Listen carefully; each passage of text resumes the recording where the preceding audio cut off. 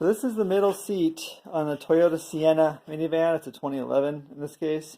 This is the middle seat that's got the middle section on it, as you can see right there. So I have this problem where I'm trying to take the seat out of the van.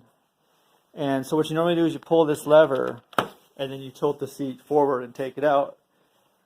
So the seat connects to the van in 4 places. There's 2 in the back like that, and there's 2 in the front like that. Now the back 2 would release, but the front 2 would not release when I pulled the lever. And so I figured out what the problem is. So in order to actually get the van out, what I had to do was pull the lever, tilt the seat forward as far as I could, which wasn't very far, and have my wife hold it. And so what I do is reach over here to this piece, and on the top here, you just push it like this, and that allows this to release. So you do that there, and then again on the other side, it's right there. You just grab this top of this and push it in.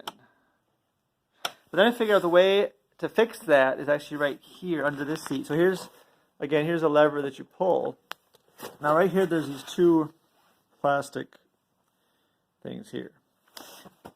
And inside there, if you look in there, and watch me pull the lever, see how that moves? So that thing came unattached. So it's actually right here. This thing was sticking out.